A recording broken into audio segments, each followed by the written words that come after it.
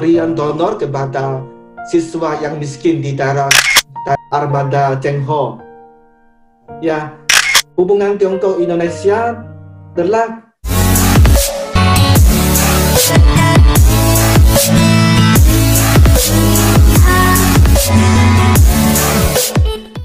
ya juga misalnya satu lagi ya, contoh satu lagi yang tidak miskin di bagian timur bisa memberikan bantuan donor, bisa berian donor kepada siswa yang miskin di daerah miskin supaya mereka dapat menyelesaikan studinya, pelajarannya sampai tamat universitas. Saya pernah beri uang kepada satu murid yang miskin sampai tamat universitas. Gitu. Setiap penduduk Tiongkok disarankan, dihimbau memberikan donor kepada penduduk miskin supaya mereka bisa menyelesaikan pelajarannya dari SD sampai universitas. Saya pikir ini luar biasa. Yang ide-ide seperti ini sebenarnya ini yang harus dicontoh oleh dunia, terutama dicontoh oleh Indonesia. Jangan saja mau membantu ada maunya, seperti misalkan mau kampanye, itu baru mau bantu keluar semua. Mau pemerintah, mau perorangan, saya pikir sama saja.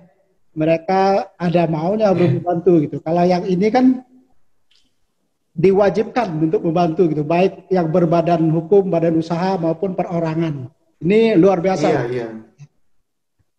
Saya pikir ada gambaran ya dari para pemirsa yang menonton maupun ya mudah-mudahan ini memang ada berita bahwa ketika Prabowo waktu kampanye ini ingin mencontoh cara China untuk mengajukan pengentasan kemiskinan. Itu bahwa strategi yang dilakukan oleh Tiongkok ataupun China ini memang luar biasa. Dan ya saya pikir memang inilah realitanya gitu Pak. Iya, terima kasih. Semoga itu pengalaman atau cara yang dilakukan di Tiongkok untuk pengentasan kemiskinan dapat dipelajari negara lain seperti di Indonesia berdasarkan keadaannya sendiri supaya masalah kemiskinan dapat diatasi di Indonesia. Hubungan bilateral atau hubungan diplomatik Pak antara Indonesia dan Tiongkok. Kita tahu bahwa tahun ini adalah 70 tahun hubungan diplomatik antara Tiongkok dan Indonesia. Tentu hubungan ini tidaklah 70 tahun itu adalah umur yang sangat tua dan pasti mengalami pasang surut gitu Pak. Sebagai wartawan maupun direktur daripada China Radio International, mungkin Bapak punya pandangan atau gambaran mengenai hubungan kedua negara ini, Pak. Apa saja, Pak, yang kira-kira menurut pandangan Bapak itu? Ya, Tiongkok dan Indonesia mempunyai hubungan diplomatik, hubungan Tiongkok Indonesia sudah bersejarah lama. Ini bisa terbukti dengan 7 kali kunjungan Armada Cengho. Ya, hubungan Tiongkok Indonesia telah berkembang terus dalam 70 tahun. Walaupun telah mengalami pasang surut, tapi tetap mencapai kemajuan besar. Ini bisa ditandai pembicaraan strategis komprehensif pada tahun 2015. Dan pada tahun lalu ya, di Tiongkok terjadi pandemi COVID-19 dan Tiongkok telah mengalami kesulitan dan malapetaka ya karena akibat pandemi COVID-19. Waktu itu pemerintah Indonesia dan rakyat Indonesia mengulurkan tangan untuk membantu Tiongkok mengatasi ulangi wabah. Setelah Tiongkok berhasil mengendalikan pandemi dan Indonesia sebaliknya itu terhantam pandemi COVID-19. Pemerintah Tiongkok dan rakyat Tiongkok juga mengulurkan tangan untuk membantu Indonesia. Misalnya memberi materi medis dan macam-macam kepada Indonesia supaya Indonesia dapat secepatnya menanggulangi wabah COVID-19.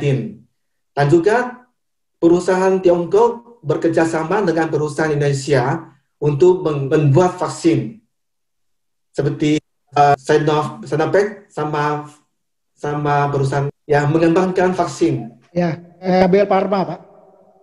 Iya, supaya untuk pandemi COVID-19 dapat diatasi secepat mungkin. Semoga vaksin bisa keluar secepat mungkin ya. Ini bisa membuktikan bahwa Tiongkok dan Indonesia bergandengan tangan untuk membangun komunitas senasib sepenanggungan manusia supaya mendatangkan kesejahteraan kepada rakyat kedua negara. Ya, makasih Pak. Ya, memang masalah pandemi COVID-19 ini masalah global, Pak. Dan menurut berita siaran pers tadi malam bahwa vaksin itu masih dilakukan uji coba, kemudian pada BPOM, Badan Penanggulangan Obat dan Makanan. Gitu, Pak. Itu masih mungkin katanya yang target Pak Jokowi Desember ini sudah harus dipakai, tetapi akhirnya mundur hingga Maret atau kata itu Januari sampai Maret. Jadi masih perlu proses panjang yang ditunggu oleh umat manusia di Indonesia ini. Iya, tapi di Tiongkok beberapa bulan yang lalu sudah terdapat puluhan ribu orang disuntik dengan vaksin. Tapi tidak ada satu orang pun yang mengalami dampak negatif. Ya. Seperti ada beberapa teman saya yang ditugaskan ke Indonesia. Sebelum keberangkatan mereka ke Indonesia, mereka disuntik vaksin.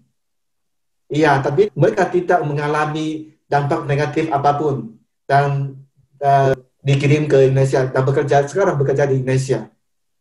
Dan tidak ada orang pun yang terpapar virus COVID-19. Ini mudah-mudahan berhasil dan kita bisa keliling dunia lagi gitu, Pak. Betul.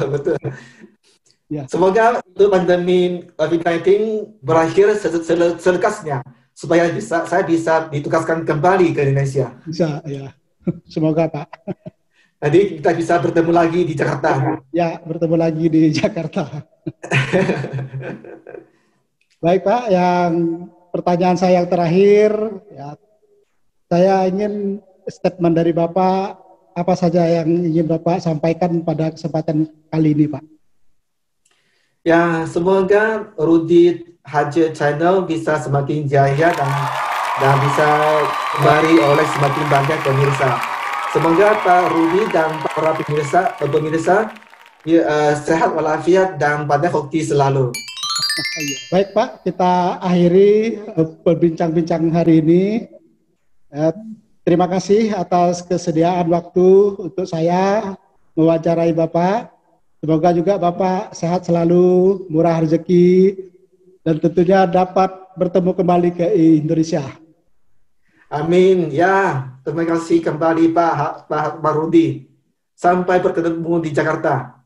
Pemirsa Rudy Haji, demikian wawancara saya dengan Bapak Lee Sukun, seorang direktur daripada China Radio International. Sampai ketemu di vlog-vlog saya berikutnya. Terima kasih.